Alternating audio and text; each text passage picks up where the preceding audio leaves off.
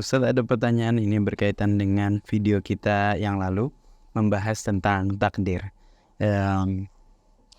Dari Abu Kistisat, pandai berretorika, ujungnya mendahulukan logika, membawa konsep takdir menurut paham Mu'tazilah atau Syiah, sampai lancang sekali menilai hadis Ibnu Mas'ud yang disepakati kesahihannya sebagai hadis palsu, tanpa merujuk kepada penjelasan hadis tersebut bagaimana ulama ahlus sunnah memahaminya.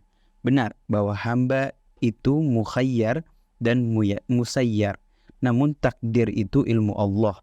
Kita tahu takdir setelah terjadinya. Dalam surat At-Takwir, Allah Subhanahu wa taala berfirman, "Liman syaa'a minkum ayyastaqim wa ma tasya'una illa ayyasha Allahu rabbul alamin." Dalam surat Al-Hadid, "Ma asaba min musibatin fil ardi wala fi anfusikum illa fi kitabim min qabli an nabra'aha inna dzalika 'ala Allahi yasir." Di dalam hadis riwayat Bukhari, "Ihris 'ala ma yanfa'u wa la ta'jiz, fa in asabaka syai' fala taqul law anni fa'altu kadza wa kadza lakinna kadza la kana kadza wa kadza walakin qul qadarullah wa ma syaa fa'al." Al-hadis rawahu Bukhari.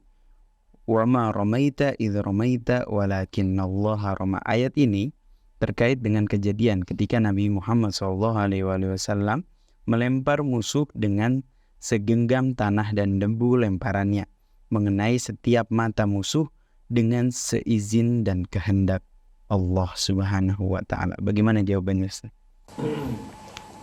Bismillahirrahmanirrahim. Alhamdulillahirabbil alamin. Allahumma shalli ala Muhammadin wa ali Muhammad. Rabbana zidna ilman wa alhiqna bis salihin.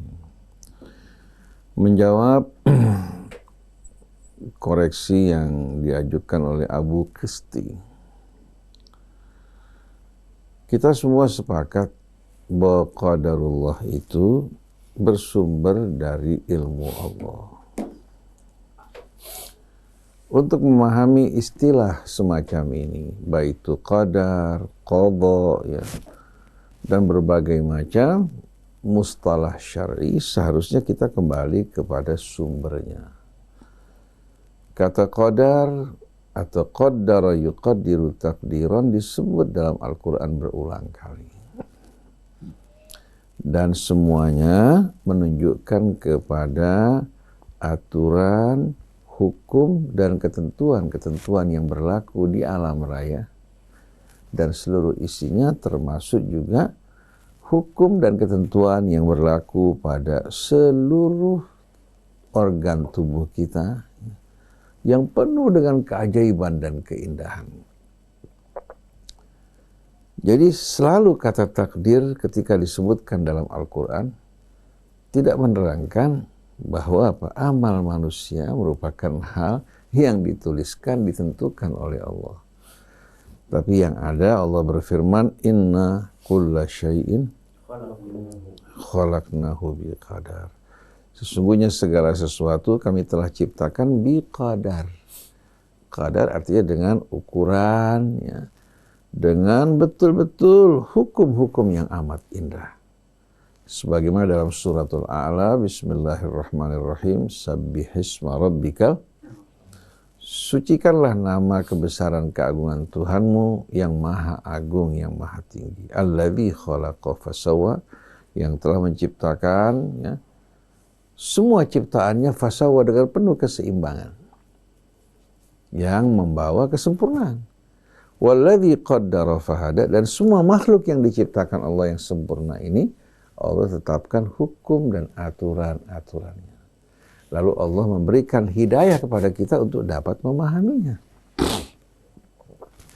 Begitu juga firman Allah, "Alladzi khalaqa kulla syai'in faqaddarahu," yang menciptakan segala sesuatu dan menetapkan kadar-kadar dan aturan-aturannya. Tubuh manusia penuh dengan hukum yang begitu indah. Tumbuh-tumbuhan, ya. Begitu juga alam astronominya. Kita saksikan semua dengan adanya aturan, lahirlah berbagai macam ilmu. Seperti ilmu astronomi, fisika, kimia, biologi, Karena semuanya memiliki ukuran. Nah, takdir ini yang berasal dari ilmu Allah yang maha sempurna terbagi dua.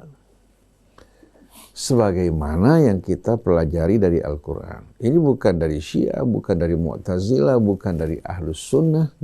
Yang merupakan madhab-madhab baru yang datang setelah Rasulullah, yang ada yang kita tahu Islam. Itu merupakan tuntunan yang datang dari Allah, bukan dari manusia. Kalau sunnah Rasul artinya mengikuti manhaj Rasul, naam. Tapi kalau Ahlus Sunnah sebagai partai, kita bukan dari Ahlus Sunnah seperti ini. Begitu juga Syiah sebagai partai, kita bukan di dalamnya. Mu'tazilah pun demikian. Kita betul-betul ingin dimasukkan Allah dalam golongan orang yang berserah diri pada Allah dan mengikuti petunjuk kitabnya serta manhaj Nabi-Nya. Nah, kalau kita perhatikan bersama-sama dalam surat Yasin, wasyamsu tajri limustaqarril laha, dan matahari, ya, matahari ini, ya, dia mengorbit di sekitar pusat galaksinya. Sebagaimana bulan mengorbit di sekitar bumi, bumi mengorbit di sekitar matahari, matahari mengorbit di sekitar pusat galaksinya. Tapi di samping dia mengorbit, dia juga sebagai mustaqar, sebagai poros bagi planet-planet yang mengitarinya. Yang menakjubkan, baik itu bumi bersama bulannya, kemudian planet-planet yang lain yang mengorbit di sekitar matahari bersama matahari, dia mengitari pusat galaksi, mengitari pusat galaksinya. Katanya putaran tersebut, ya, kurang lebih seluas 120.000 tahun cahaya. 1 tahun cahaya sama dengan 56 triliun mil. Ini hitungan yang betul-betul di luar jangkauan kita. Tapi ini kata para ilmuwan, bahwasannya pusat galaksi kita dari bumi kita jaraknya 26.600 tahun cahaya. Jadi kurang lebih 56 triliun dikalikan 26.600. Nah, bagian kali-kalian saya serahkan kepada para ahlinya. Jadi matahari bersama seluruh planet, termasuk juga bulan, mengitari Bima Sakti, pusat galaksinya. Lalu Allah jelaskan, dzalika taqdirul azizil alim. Itu merupakan hitungan, ketentuan dari yang maha perkasa. Tanpa keperkasaan mana mungkin menguasai alam raya. Al-alim yang maha tahu semua dengan ilmu dan ukuran. Jadi sebagaimana keterangan Allah tadi, bahwa Allah menciptakan segala sesuatu dengan ukuran. Tidak ada satu pun makhluk yang diciptakan dengan sia-sia. Semua dengan ukuran. Ini namanya takdir takwini. Kembali kepada firman Allah, kun fayakun, yang bersumber dari ilmunya. Nah, ada aturan lain, ya, yang Allah subhanahu wa ta'ala turunkan sebagai pedoman dan petunjuk hidup kita. Kalau aturan takwini tadi, langsung Allah yang menangani. Bukan diserahkan pada kita. Jantung kita bekerja, berdenyut, di tangan kita, di tangan Allah. Paru-paru kita kembang kuncup, itu dzalika takdir al-azizil alim. Tapi ada takdir yang lain, hukum aturannya Allah turunkan bagi kita, pelaksanaannya tergantung kita. Allah turunkan namanya takdir tasyri'i, hukum-hukum syariat yang berasal dari ilmu Allah, yang bisa mengantarkan manusia menuju kesempurnaan. Allah perintahkan kita mengerjakan sholat, mengeluarkan zakat, berpuasa, berhaji dalam ibadah ritual. Kemudian Allah perintahkan kita juga apa? Melakukan berbagai macam ibadah sosial, menegakkan keadilan. Dan Allah tuntun kita dengan semua ini. Siapa yang mematuhinya, dia akan sukses. Siapa yang tidak mematuhinya, dia akan gagal. Ini namanya takdir tasyri'i. Hukumnya dari Allah, pelaksanaannya dikembalikan pada kita yang beriman. Yang bertakwa akan mengikuti petunjuk Allah. Yang tidak beriman, mereka akan mengingkari dan meninggalkannya. Jadi ada takdir takwini, ada takdir tasyri'i. Nah, berkaitan dengan takdir takwini, Allah tidak akan bertanya pada manusia kenapa begini, kenapa begitu.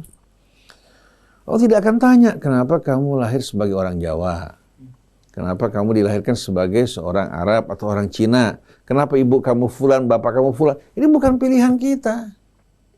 Tapi yang akan ditanya, bagaimana sikap kita dalam menyikapi nikmat-nikmat yang Allah berikan pada kita. Bersyukur di saat diberikan nikmat, bersabar di saat dicoba. Ada yang diciptakan tampan dan cantik. Allah menguji dirinya. Syukur tidak? Kalau menyalahgunakan ketampanan kecantikannya untuk apa?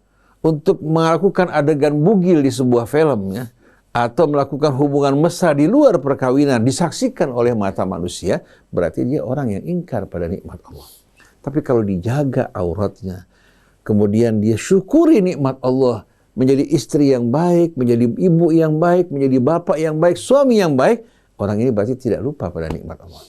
Di saat dia dicoba dengan kekurangan, katakan lahir dalam keadaan sumbing, umpamanya kulitnya hitam, dia menerima, bersabar terhadap semua ini, Allah berikan ganjaran yang tak terhingga. Tapi keadaan dia tampan dan cantik bukan pilihan dia. Bapak dia fulan dan fulan bukan pilihannya, termasuk anak zina. Siapa yang mau menjadi anak zina? Dia lahir sebagai anak di luar perkawinan, yang salah bapak ibunya yang berzina, bukan anaknya. Si anak dilahirkan dalam keadaan bersih. Betul tidak? Tapi amal dia itu, yang menjadi amalnya itu yang akan dipertanggungjawabkan di hadapan Allah. Nah, Abu Qisti ini tidak bisa membedakan antara fi'lullah, perbuatan Allah, begitu juga antara takdir takwini, takdir yang langsung ditetapkan Allah, dengan perbuatan manusia atau perbuatan hambanya, dan apa? Dan sikap dia di hadapan aturan Allah. Dia bawakan ayat-ayat yang kembali kepada fi'lullah. Dia bawakan ayat-ayat yang kembali kepada apa? Fi'lullah, perbuatan Allah. Contohnya, ma asaba min musibatin fil ardi wala fi anfusikum illa fi kitabim min qabli an nabra'ah. Allah menjelaskan tidak ada satu musibah yang menimpa seseorang, baik atau buruk, kecuali Allah sudah catat dalam kitab Allah Ta'ala sebelum Allah ciptakan manusia. Ini menjelaskan musibah yang datang dari Allah yang merupakan cobaan buat dia. Allah mau lihat bagaimana sikapnya dengan cobaan tersebut. Seorang ada nggak yang mau jatuh dari sepeda? Yang mau kesleo patah tulang, ada yang mau nggak? Nah, di saat dia mengalami cobaan tersebut, Rasulullah ingatkan dalam hadisnya, ya, bahwasanya apa? Ini merupakan musibah. Jangan sekali-kali kamu mengatakan wala taqulu lau, ya, anni fa'altu kadza la kana kadza. Coba saya kerjakan begini, coba saya nggak pergi, nggak bakal terjadi seperti ini umpamanya. Itu nggak boleh sama sekali. Tapi katakan qul walakin qul qadarullah ma syaa fa'al. Ini takdir dari Allah yang datang sebagai ujian buat kita. Apa yang Allah kehendaki terjadi, walhamdulillah ala qadaihi. Segala puji bagi Allah atas cobaannya. Nah, di sini kita dapat pahala. Tapi jatuhnya bukan perbuatan manusia. Betul nggak? Kepleset bukan kemauan dia, sakit bukan kemauan dia, kena COVID. Ada yang mau COVID? Nggak ada yang mau, betul nggak? Tapi begitu dia kena cobaan yang datang dari Allah, yang ditanya oleh Allah bagaimana sikapnya. Begitu juga dapat keuntungan besar. Katakan 100 miliar atau 1 miliar. Begitu dapat, dia bersyukur, sujud pada Allah, dia keluarkan yang menjadi hak Allah. Nggak tanggung-tanggung dikeluarkan 20 atau 50% umpamanya. Dia pergunakan untuk membantu sesama, berbuat kebajikan, mendukung perjuangan, katakan di Gaza dan yang serupa. Dia orang yang bersyukur. Tapi ada yang terima uang, rizki, langsung berpikir mau ke Bali, mau ke Eropa, mau ke Hollywood, mau lihat dunia, bawa keluarga bersenang-senang, piknik, makan di sana-sini, hatinya tidak tersentuh dengan perjuangan saudaranya di Gaza. Berarti orang yang ingkar. Jadi kalau kita menghadapi cobaan, seperti yang Rasulullah bilang, al-mu'minul qawi dalam hadis Muslim, ya, yang diriwayatkan dari Abu Hurairah. Al-mu'minul qawi khairun wa ahabbu ilallahi minal mu'min ad-dhaif. Seorang mukmin yang kuat itu lebih baik, lebih dicintai Allah dari mukmin yang lemah. Tapi wa fi kullin khair. Pada kedua-duanya ada kebaikan. Kemudian ihris ala ma yanfa'u. Bersungguh-sungguhlah kamu mengerjakan apa yang bermanfaat buat kamu. Dikembalikan pada usahanya kan? Ihris ala ma yanfa'u. Kemudian wasta'in billah. Mohon pertolongan. Di samping kita berjuang, kita juga harus tahu keterbatasan kemampuan kita. Wasta'in billah, mohon bantuan pada Allah. Kemudian wala ta'jas. Ya, kalau kamu menghadapi satu perjuangan, jangan frustasi, jangan lemah. Wa in asabaka syai', kalau kamu terkena musibah, fala taqul lau anni fa'altu kadza lakana kadza. Jangan sekali-kali kalau kamu mengalami musibah, kamu katakan, coba seandainya saya buat begini, nggak bakal terjadi ini. Dan hati-hati, fa inna lau taftah amal syaitan. Lau itu buka pintu syaitan, bikin penyesalan, kesedihan, coba anda nggak begini, coba anda nggak begini. Tapi hiburan kita, walakin qul qadarullah. Ini takdir datang dari Allah, di luar kehendak kita. Sebagai cobaan ujian buat kita, Masya Allah fa'al. Ini kan kembali pada perbuatan Allah. Betul enggak? Bukan perbuatan kita. Perbuatan kita itu bagaimana sikap kita menghadapi nikmat tersebut. Begitu juga. Wa ma tasyauna illa an yasha Allah. Sebelumnya kan apa? In huwa illa dzikrun lil alamin liman syaa minkum. Ini Quran adalah peringatan pelajaran bagi siapa aja yang mau untuk berjalan istiqamah. Quran sebagai buku petunjuknya. Tapi Allah ingatkan, wa ma tasyauna illa an yasha Allahu rabbul alamin. Tapi tidak semau kalian. Kalian harus ikuti bimbingan petunjuk Allah untuk bisa istiqamah di atas jalannya. Jangan mentang-mentang kalian kaya, dengan uang kalian bisa beri hidayah Allah. Atau berkuasa bisa mengatur. Tidak, wa ma tasyaun. Tidak semau kalian. Illa an yasha Allah, kecuali dengan mengikuti kehendak Allah. Mengikuti petunjuknya, bimbingannya. Dan jangan kalian bersikap angkuh dan sombong. Rasulullah menyampaikan peringatan. Quran dibacakan. Tapi yang menerima hidayah dari Allah, yang pantas. Abu Lahab, walaupun paman Nabi, tidak berhak mendapatkan karena sombong. Bila yang merendah, terbuka hatinya, siap untuk berkorban, Allah berikan hidayah. Jadi jangan kita beranggapan mentang-mentang bapak kita kiai, atau ustadz, atau habib, kita pasti dapat hidayah. Tidak. Siapa saja yang mau menerima, Allah berikan. Makanya apa? Wa ma tasyauna illa an yasha Allah. Setelah innallaha kana aliman hakima. Allah maha tahu, lagi maha bijaksana. Siapa yang pantas menerima? Yudkhilu man yasha'u fi rahmatih. Allah akan masukkan siapa yang Allah kehendaki dalam rahmatnya. Lalu siapa yang tidak akan dimasukkan? Wadzalimina addalahum adzaban alim. Adapun yang zalim tidak berhak untuk dimasukkan dalam rahmatnya. Tidak berhak menerima hidayah Allah. Wallahu la yahdil qaumat. Jadi masyiah Allah jangan dikaitkan dengan kehendak kita yang angin-anginan. Masyiah Allah disesuaikan dengan namanya. Rahman, Rahim, Alim, Hakim. Jadi semua kehendak Allah didasari kebijaksanaan, ilmu, dan rahmat. Jadi maksud ayat ini, wa ma tasyauna illa an yasha Allahu rabbul alamin. Kalau kamu ingin mendapatkan karunia Allah, petunjuknya, keselamatan di hari akhir, buka hati kamu menerima kebenaran, ikuti petunjuknya. Jangan dia mau bikin opor, bumbu yang dipakai, bumbu sayur asam nggak bakal jadi. Jangan bilang kalau takdirkan jadi opor, nggak bisa begitu. Ikuti aturan, betul nggak? Dia ingin masuk ke dalam surga, tapi dia nggak mau sholat. Tidak mau sholat. Dia baca Quran sebagai pelajar, sholat nggak mau. Dikasih resep, nggak dibeli resepnya. Bagaimana mau sembuh?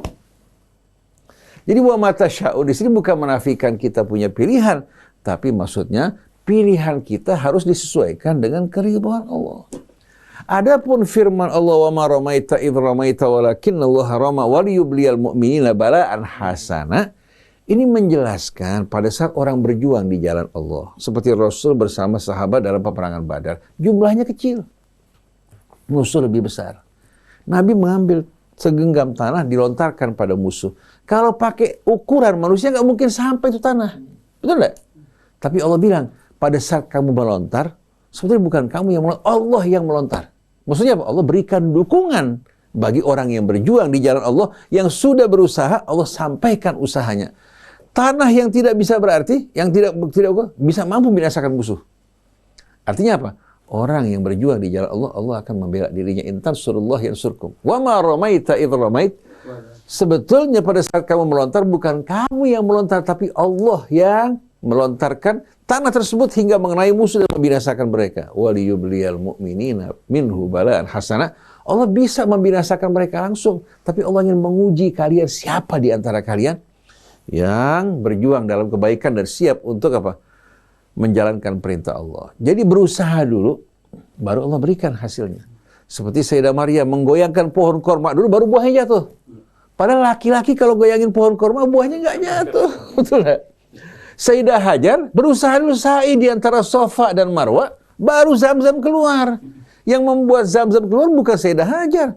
Dia nggak bakal mampu, walaupun gali seumur hidup. Betul nggak?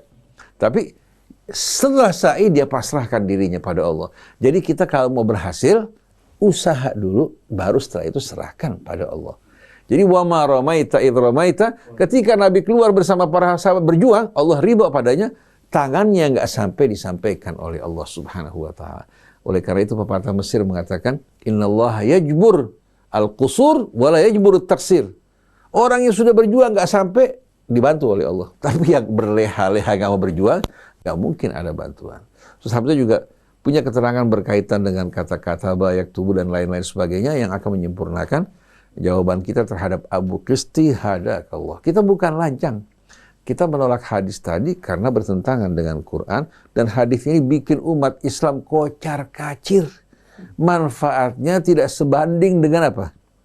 Dengan madaratnya. Kita yakin akan kekuasaan Allah, ilmunya yang meliputi segala sesuatu, tapi kita tidak yakin, bahkan tidak menerima kalau keburukan dinisbatkan pada Allah. Kebaikan dari Allah, keburukan dari kita semuanya. Wallahu a'lam. Ya, saya ingin hanya menggarisbawahi. Ya, sering berkali-kali Ustaz Husin menerangkan tentang takdir ini. Jadi kita harus paham supaya jangan kacau ya. Jadi apa yang Allah Subhanahu wa taala ketika menciptakan alam semesta itu ya, kemudian Allah tentukan ya ketentuan-ketentuannya, hukum-hukumnya ya, wa khalaqa kulla syai'in faqaddarahu taqdira. Jadi Allah tetapkan semuanya di alam semesta ini. Bahkan disinggung dalam Al-Qur'an, menetapkan wa qaddara fiha aqwatah, itu waktunya sama dengan waktu penciptaan bumi itu sendiri. Karena ini begitu detailnya ketentuan-ketentuan Allah yang Allah tentukan di alam semesta ini.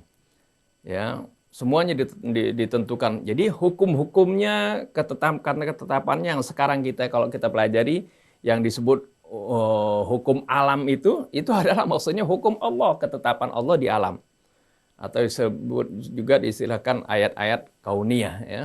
Ya, hukum Allah tadi jadi Allah tetapkan ini yang sudah diterangkan bagaimana ketetapan Allah ini, ada yang bersifat tasyri'i, ada yang bersifat takwini. Ya, ada yang bersifat alamiah, yang bersifat alam, ya hukum-hukum yang kita kenal hukum alam itu adalah hukum Allah yang Allah tetapkan di alam semesta ini. Ada juga yang tasyri'i, yang ditetapkan secara syariat. Ya, seperti ditetapkannya kita harus menyembah Allah Subhanahu wa taala, tidak mensekutukannya dengan sesuatu, wa qadha rabbuka alla ta'budu illa iyyah, itu adalah qadha atau ketetapan Allah secara tasyri'i. Ini yang pertama. Jadi ada ketetapan Allah ya secara takwini dan tasyri'. Dan juga ada ketetapan Allah Subhanahu wa taala yang menetapkan di mana manusia ini akan mendapatkan ujian. Karena manusia ini Allah angkat sebagai khalifatullah fil ardh. Manusia diberikan kedudukan sebagai khalifatullah, di mana manusia diberikan kebebasan di dalam bertindak. Ya, diberikan kebebasan di dalam berkehendak, melakukan sesuatu, tapi setiap apa yang dikerjakannya ini akan dimintai pertanggungjawabannya oleh Allah. Tidak seperti matahari, bulan. Nanti kalau sudah habis selesai, atau binatang-binatang selesai, nggak akan dimintai pertanggungjawaban oleh Allah Subhanahu wa taala. Tapi manusia akan dimintai pertanggungjawaban oleh Allah Subhanahu wa taala. Oleh karena itu, Allah Subhanahu wa taala pun ya, ketika menciptakan manusia ini, Allah tetapkan adanya musibah-musibah seperti yang sudah diterangkan tadi oleh Ustaz Husin, yang akan dialami oleh manusia ini sebagai ujian. Allah ingin lihat dengan ujian ini apa responnya. Seperti tadi, dia jatuh misalnya. Enggak akan ditanya kenapa kamu jatuh. Enggak, tapi yang ditanya adalah bagaimana sikap kamu ketika kamu jatuh. Bagaimana ketika kamu kena musibah. Yang ditanya responnya. Dan ketetapan ini sudah juga bagian dari ketentuan Allah. Oleh karena itu, ma asabaka min musibatin fa minallah. Apa yang menimpa ya kamu daripada musibah itu adalah dari Allah. Memang Allah sudah tetapkan. Sampai Rasulullah SAW dalam satu hadis pun menggambar. Ya, Rasulullah pernah menggambar di pasir, menggambar persegi 4. Kemudian dari persegi 4 itu dari sudut garis yang paling pinggir, tengahnya ini dibikin garis sampai keluar ke segi 4 itu.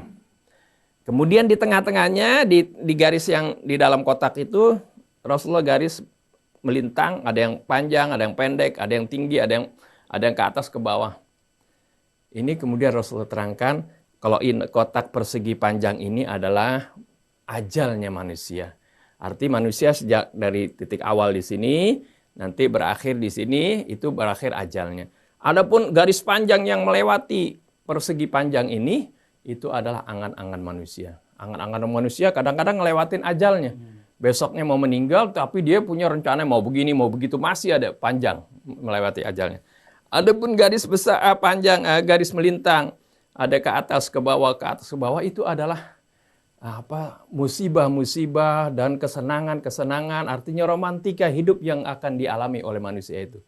Karena manusia ini Allah sudah sebutkan, ya, alladzi khalaqal mauta wal hayata liyabluwakum ayyukum ahsanu amal. Allah ciptakan kematian dan kehidupan ini, tujuannya adalah ingin Allah uji kalian itu siapa yang baik amalnya. Jadi ketika ada musibah, baik itu cobaan itu berupa kesenangan, Allah pengen lihat dia bersyukur nggak.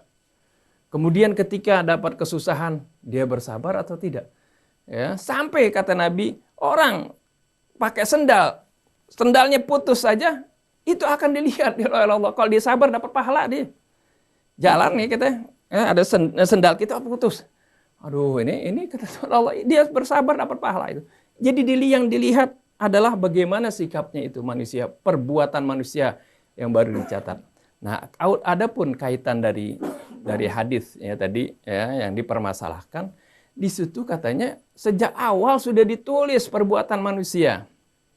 Ya, dia akan celaka ataupun bahagia. Sampai katanya ada orang ya awalnya dia beramal dengan amal kebaikan, sampai pada akhirnya kemudian ya sampai dikatakan antara dia dengan surga itu sudah tinggal sejengkal.